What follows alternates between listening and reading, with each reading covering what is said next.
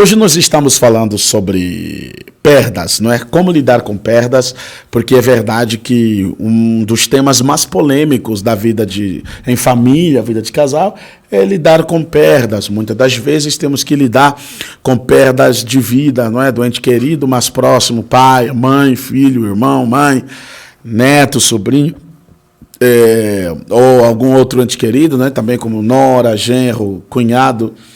E em alguns momentos a gente tem que lidar também com perdas de oportunidades, não é? Quem nunca teve que lidar com perda de oportunidades? São oportunidades.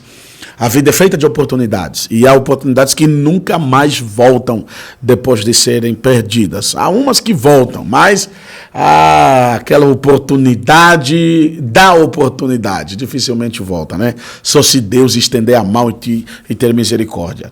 E eu me lembro hoje, de há muitos anos atrás, minha mãe, eu era ainda um menino, eu cresci ouvindo minha mãe reclamando com meu pai, principalmente aqueles momentos que um estava, assim, que eles estivessem desagradados um com o outro, né? E durante quase mais de 30 anos eu ouvi a minha mãe resmungando, reclamando, não é? Eu era menino, eu ouvia adolescente, jovem, quando me casei, entre minha mãe e meu pai, havia uma reclamação muito grande, porque minha mãe teve a oportunidade de comprar uma casa, que na verdade era um sobrado, no centro da cidade, lá na capital, em Luanda, nosso país Angola, né? Numa zona nobre, e meu pai falou para ela na altura que o melhor seria não comprar, porque aquela zona seria requalificada, seria destruída, e eles perderiam a casa.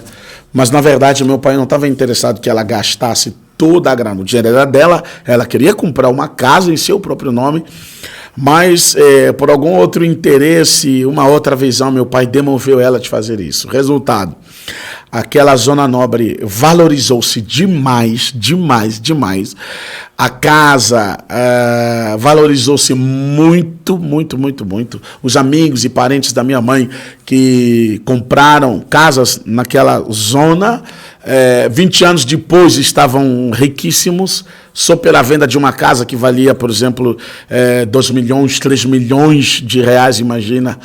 Dinheiro suficiente para você fazer a sua vida de outro jeito, né? E mudar toda a sua família. Então eu via minha mãe durante mais de 20, 30 anos, quando tivesse a oportunidade de reclamar alguma coisa, ela reclamava sobre essa oportunidade que ela perdeu e culpava meu pai por ter perdido a oportunidade como aquela, de comprar aquele sobrado, aquela casona, seria um palácio, numa zona nobre da cidade, onde na altura, nos anos 80, viviam apenas gente rica, gente que tinha muito dinheiro, mas minha mãe, na altura, tinha fazenda, então ela tinha a oportunidade de comprar realmente aquela casa, né? Ela perdeu, mas ela nunca se conformou, nunca aceitou aquela perda. E durante o relacionamento deles ficou marcado por essa reclamação, né? Culpando o marido que ele tivesse feito perder oportunidade, né? Então, às vezes, entre casais também há essas reclamações, né?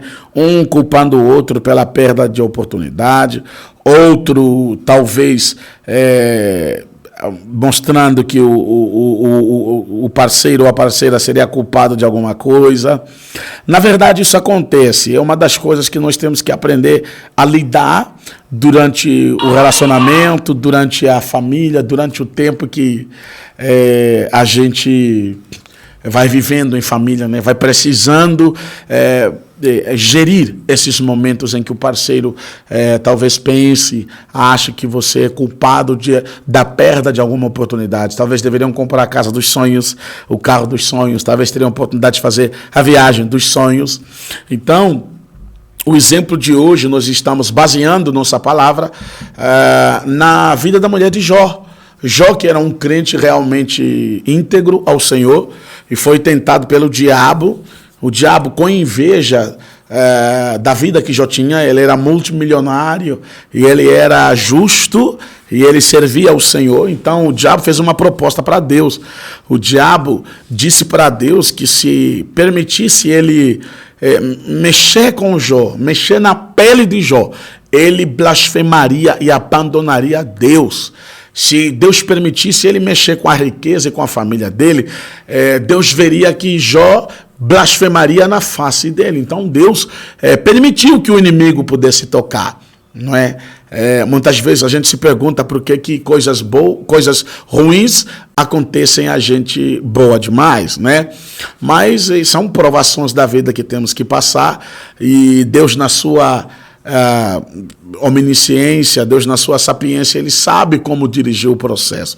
O que precisamos fazer é seguir o exemplo de Jó. Chegou alguém para avisar Jó: olha, seus 10 filhos estavam fazendo uma festa na casa de um de seus irmãos, e de repente fogo queimou todos eles, morreram. Chegou outro também: olha, os animais todos que estavam no campo, nas fazendas, morreram. E então, de repente, Jó se viu numa situação horrivelmente desesperadora, uma tragédia horrivelmente, né? E ele disse: não eu vi do ventre da minha mãe, não voltarei para lá, como quem diz, sei agora, é o tempo que eu tenho que perder tudo, é o tempo que eu tenho que voltar para Deus, então eu estou pronto, eu estou preparado para me entregar para Deus. É um homem de muita fé. Quando ouviu que a tragédia chegou na sua casa, a tragédia estava afetando a sua família, a primeira atitude que Jó tomou é se consagrar ao Senhor. Nossa, é um grande exemplo, né? Já foi diferente com a mulher de Jó. Ela praticamente meio que surtou, né? Não é todos os dias que você vê uma mãe perdendo 10 filhos no mesmo dia, na mesma hora, da mesma maneira. Morreram todos carbonizados, queimados, sem ninguém conseguir explicar. A palavra que o moço falou: olha, veio o fogo do céu e queimou todos eles, porque não sabia, não tinha como saber a origem daquele fogo. Veio o fogo do céu e queimou todos os meninos, eles morreram queimados lá. Não é? E Jó se humilhou perante a Deus, Jó guardou a sua fé e acabou ficando doente também. Perdeu a saúde, olha aí, perdeu os filhos, perdeu a riqueza, perdeu a saúde. Ele ficou acometido de uma chaga maligna. Uma chaga maligna. Então a mulher, vendo tudo isso, ela não suportou, ela não soube lidar com aquelas perdas, não é? E como eu falei no princípio, não estamos aqui para julgar essa irmã, a esposa de Jó na Bíblia, né? Mas estamos aqui para aprender algumas lições com as atitudes dela. Porque você não pode julgar uma mulher que perdeu 10 filhos, no mesmo dia, na mesma hora. Não tem como a gente dizer ela não tem fé. Cara, não é um filho, são 10. Entendeu? Ela meio que soltou. Quando perdeu os 10 filhos, não falou nada. Entendeu? Quando ouviu a notícia que a riqueza também se foi, não falou nada. Mas quando viu que até o marido perdeu a saúde e ficou acometido de uma chaga maligna, purulenta, seu corpo cheirando mal, o que ela falou para o marido? Olha, só falta você amaldiçoar esse Deus que você tanto acredita e morrer. Entendeu? Que ela estava sem fé, estava machucada, estava magoada, estava, irmão, todos os níveis de depressão que você conhece, que você pode imaginar, essa irmã estava passando por um quadro semelhante. Entendeu? Ela realmente estava enfrentando uma situação realmente difícil, realmente complicada. E atenção, temos uma mensagem aqui da nossa irmã Ana de São Sebastião do Paraíso. Ela escreve: realmente a perda é muito triste. Eu perdi meu sobrinho faz 5 anos. E estou conseguindo superar porque Deus tem me dado força. Amém, minha querida. Deus te abençoe. Estamos com você e sua família. Querido, se você está ligado com a gente, você já teve que lidar com a perda de algum ente querido, teve que lidar com a perda de alguma oportunidade, de algum patrimônio seu, acabou endividado, partilha com a gente aqui. Nós vamos deixar uma palavra para você. Eu acredito que Deus tem um propósito muito grande no dia de hoje, né? Continuando a nossa conversa, quando ela viu que o seu marido também não estava bem, ela surtou, disse: agora só falta amaldiçoar a Deus e morrer. Os irmãos estão me entendendo? Então, lidar com a perda não é fácil. É muito bom quando você vê o casal juntos, está tudo bom, está tudo feliz. Quando você vê a família todo mundo se apoiando, está tudo bem, está tudo feliz, mas quando a tragédia, quando a crise, quando os problemas começam a entrar, quando as perdas se tornam reais, é muito difícil lidar com isso. Mas nós podemos aprender tanto com a atitude de Ló e a atitude de Jó e a atitude da sua esposa, que é a sua querida que estava ao seu lado, né? A esposa de Jó, ela não conseguiu lidar com a perda, foi muito difícil para ela, tanto é que depois de tudo a Bíblia não sequer fala mais dela. A Bíblia só diz que no fim Jó casou de novo, teve a riqueza de novo, mas a Bíblia não nos dá a clareza de que seja a mesma esposa. Em minha opinião pessoal, provavelmente não era. Não sei se ela teria fé e coragem de reiniciar a vida com Jó, né? Mas a Bíblia não fala se era ou não era, né? Pode ser que ela tenha se arrependido também. Mas o que a Bíblia demonstra é a atitude de Jó. Na hora que ele começou enfrentando perdas na sua vida, na hora que ele começou enfrentando essas perdas, inclusive perdendo a sua própria saúde, ele se manteve fiel a Deus, ele se manteve fiel à palavra, ele se manteve fiel e consagrado ao Senhor, ele se manteve na fé, ele se manteve esperançoso, minha gente. A atitude de Jó, voltar-se para Deus, ele demonstrou que ele preferia manter a sua esperança de que Deus tem para ele o melhor. Tem para ele algo diferente das lutas, do sofrimento e da perda que ele estava vivenciando naquele momento. Então nós podemos aprender com Jó hoje. Os maridos e as esposas podem aprender com Jó. Né? Então nós temos cristãos que muitas vezes não sabem lidar com a dor da perda, né? Eles acham que se alguma coisa dói, se alguma coisa provoca sofrimento, se alguma coisa está ruim demais, não é de Deus. Então olha o exemplo aqui de Jó. Jó passou por experiências muito dolorosas, ele perdeu para a família inteira, perdeu os seus filhos, entendeu? Praticamente perdeu o amor da sua esposa, que chegou a ele e disse: nossa, olha aí, a gente perdeu os filhos, a gente perdeu a riqueza toda e agora você ficou doente, você perdeu a saúde, não resta mais nada, amaldiçoa a Deus e morra. Vamos acabar com tudo isso de uma vez então, ou seja, ela tomou uma atitude de quem não tinha esperança. Ela tomou uma atitude de quem preferia sofrer muito mais. Você está entendendo? Tomou uma atitude de quem preferia o sofrimento, de quem preferia que doesse mais, de quem estava tão desesperada e não tinha mais consolo algum, não tinha mais esperança de que alguma coisa pudesse melhorar. Okay? São duas atitudes completamente diferentes. Essa é uma atitude muito má, que ao invés de ajudar, provoca mais sofrimento, traz mais sofrimento. Porque ao dizer a Jó, amaldiçoa a Deus e morra, não é? Ela demonstrou que se é para perder, vamos perder tudo então. É assim que estava o coração dela. Se é para doer, vamos doer então já profundamente, de maneira que a gente morre de dor, eu sou de lembrar, eu sou de pensar, entendeu? Sabe aquela pessoa que perdeu toda a esperança, perdeu toda a fé? Ela se tornou pessimista, entendeu? Ela não queria mais dar oportunidade ao coração dela de acreditar, entendeu? Muitas vezes você talvez olha para o seu marido ou para sua esposa e vocês acabam de perder uma grande oportunidade, talvez porque um deu uma opinião errada, um deu uma ideia errada, acabaram endividados com o banco, as coisas não saíram como deveria, né? E talvez você esteja olhando para ele agora e o Satanás falando na sua cabeça: não adianta mais. Acaba com isso de uma vez, ó. Você casou com uma pessoa que sem inteligência, precipitado. Você casou com uma pessoa que não vale a pena escutar, só está interrompendo, só está te machucando, só está trazendo ideias que vão te prejudicar. Não vai por aí. Não seja pessimista, seja esperançoso, porque a vida em família, a vida de casal, ela também requer que você passe por essas experiências.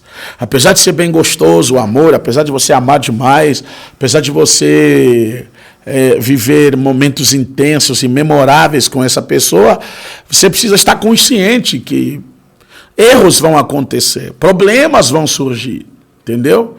Situações vão acontecer.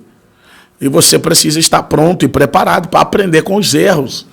E você só consegue aprender com os erros se você for humilde. A receita está com Jesus. Ele disse, aprendam comigo, porque eu sou manso e humilde de coração.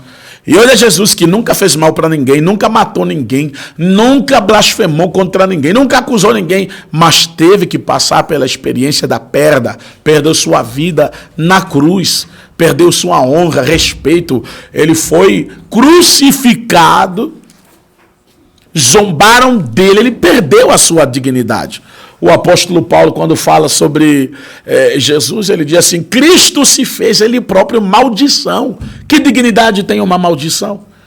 Que dignidade tem alguém que se fez maldição? Alguém que se fez imundo? Entendeu? Então, as perdas acontecem. Elas vão surgir ao longo da vida. Mas nós precisamos aprender com Jó. Jó preferiu se manter consciente, preferiu se manter esperançoso, preferiu se manter na fé, preferiu se manter acreditando que o melhor está por vir. Ou seja, até mesmo quando as perdas acontecem, quando a tragédia bate a nossa porta, quando a gente passa por esse processo doloroso da dor, nós ainda temos escolha. Nós ainda temos opções a tomar. Ok? Há muitos anos atrás eu vi uma reportagem de um casal que eles estavam dormindo e de repente a filhinha pequena acordou, foi para a piscina de casa e se jogou lá. Quando eles acordaram, estava a menina morta ali na piscina. Foi uma dor muito grande. Foi uma dor muito grande. Foi uma dor muito... Todos os sonhos dos dois... que eles tinham expectativa na vida daquela criança, acabou. Do nada, acabou. Assim, ó, em segundos. De repente acordou de um sono gostoso e foi só dor, só angústia, só lágrimas. De arrependimento, de remorso. Foi uma dor tão profunda, eles não conseguiram permanecer casados. Acabaram se separando. Você está vendo? Como que a Bíblia diz que um abismo chama o outro abismo? E se você não saber administrar esses momentos dolorosos, não saber administrar as perdas, você corre o risco de sofrer duplamente. Eles sofreram pela perda da filha, agora tinham que sofrer também, lidando com a perda do relacionamento. É uma situação muito complicada, muito difícil.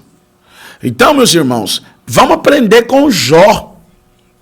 É preferível que, seja qual for a tragédia que você está passando, que você se mantenha esperançoso. Se mantenha com esperança. Que amanhã Deus vai consolar, você vai conseguir superar, você vai conseguir vencer. Eu acabei de falar aqui, o que o apóstolo Paulo escreveu, que o Espírito ajuda as nossas fraquezas. Então, dor é uma fraqueza. Tragédias são fraquezas. Infelizmente, temos que passar. Perda é uma fraqueza. Mas, o Salmo 23, ele declara, o Senhor é meu pastor, nada me faltará. Quer dizer que o nosso pastor, Jesus, ele vai estar presente em cada detalhe de nossas vidas. E, aliás, ele mesmo prometeu, estarei com vocês, estou convosco, todos os dias até o fim dos séculos. Então, Jó se manteve esperançoso, se manteve na fé. E a palavra de hoje é o seguinte, irmão, se você está lidando com a perda de oportunidades, que quando você olha para trás, você quer surtar, a cabeça dói, o coração aperta por ter perdido oportunidades. Se você tem que lidar hoje com a perda de um ente querido, o luto está cada vez mais pesado, está cada vez mais difícil de entender por que Deus, permitiu isso com a gente, permitiu o luto chegar até a nossa porta. Talvez é a pergunta que você pode fazer. Ou então, pode ser que você esteja lidando hoje com a perda de... não somente de oportunidades ou de vidas, mas também perda de algum patrimônio. Hoje tudo acontece, não é? A pessoa vai, faz um empréstimo no banco, infelizmente não consegue quitar, a casa tem que ser hipotecada, os bens têm que ser hipotecados, entendeu? Você acaba perdendo tudo. Né? Então, hoje, uma das experiências mais dolorosas que o ser humano passa na face da terra é ter que lidar com perdas. Dói. Muitos acabam ficando com raiva, acabam depois tendo inveja de quem conseguiu. Muitos se tornam pessoas completamente pessimistas. Eu conheço pessoas que não acreditam mais no amor, não acreditam que o amor existe. Para eles, o relacionamento entre um homem e uma mulher é tudo à base de interesses. Cada um está aí porque são puramente interesses. Quando um dia o interesse acabar, cada um vai cair fora. Para eles não importa se está 20, 30, 40, 50 anos. Para eles o amor simplesmente não existe. Aquilo que nós chamamos de amor, nos tornamos capazes de amar uma pessoa por toda a vida, sacrificar por ela, e consertar com ela quando as coisas não estiverem bem, lutar por esse grande amor, permanecer junto. Aquilo que a gente chama de amor, para eles não existe. Entendeu? Tem pessoas que não acreditam no amor. Para eles o amor simplesmente não existe. Mas por quê? Porque foram machucadas, foram magoadas, sofreram demais quando abriram o coração para amar. Sofreram demais quando tentaram amar, quando acreditaram no pior vigarista pensando que era um amor de verdade. Quando acreditaram na pessoa mais fria, começou o relacionamento de forma bem eloquente, mas de repente acabou com uma frieza, acabou com uma mensagem de telefone, acabou com um WhatsApp. Na maior frieza do mundo, acabou com um sumiço, quando apareceu já com outra pessoa. Só Deus sabe o preço que as pessoas têm que pagar quando precisam lidar com perdas. E minha missão nessa noite é te ajudar. Como você pode lidar com perdas. Okay? Jó nos ensina perfeitamente. Ele se manteve esperançoso. Não perdeu sua fé, se manteve positivo. Se eu vim nu do ventre da minha mãe, e se esse é o momento agora, eu voltarei para lá. Mas eu me consagro ao Senhor. A Bíblia diz que Jó não pecou, ele ajoelhou e se consagrou ao Senhor. Ou seja, ele buscou a força de Deus. Aí vocês entendem por que o salmista diz assim: a alegria do Senhor é a nossa força. Amém? Ele buscou a força em Deus. Ele se manteve na fé, ele se manteve positivo. Ele se encorajou com a palavra. Ele foi buscar o ânimo no propósito de Deus. Então, se nós analisarmos o que acontece no ministério de Jesus, nós vamos ficar surpreendidos. Como sempre, ele aparece com uma multidão diferente e ele traz a solução. Quando Bartimeu ele estava pedindo a Jesus para curá-lo, a multidão que passava mandou Bartimeu calar e falou assim: ó, ele já passou, tá bom? Você cala a boca agora que você está fazendo barulho demais. Aí Bartimeu insistiu de arrebentar a garganta. A multidão que mandou ele calar a boca é diferente da multidão que estava com Jesus. Jesus parou, a multidão que estava com ele parou também, e Jesus falou para os caras que estavam mandando calar a boca: olha, traga ele para mim aqui agora. Eles trouxeram, guiaram ele para lá. Jesus perguntou: o que queres que eu te faça? Eu quero ver. Jesus curou ele, disse: a tua fé te salvou. Então, Jesus está numa multidão diferente daquela que manda calar. A mesma coisa acontece com a viúva de Naim. Ela ia para o cemitério enterrar seu filho, uma grande multidão a seguia, porque ela era bem conhecida, já era viúva, né? Era bem conhecida na cidade, todo mundo acompanhava ela para o cortejo fúnebre, com pesar no coração. Essa é a multidão que acompanhava ela para o cemitério. Aí vem Jesus com uma outra multidão, mandou parar o funeral e disse ao esquife ali, um menino morto: levanta-te. E o menino levantou. Entendeu? A mesma coisa acontece com a filha de Jairo. Com Jairo. Jairo vem a correr pedindo ajuda de Jesus: minha filha está morrendo, está tudo mal, está moribunda em casa. Jesus pegou a multidão que estava com ele e vamos para casa de Jairo. A multidão ia também, os discípulos e os acompanhantes.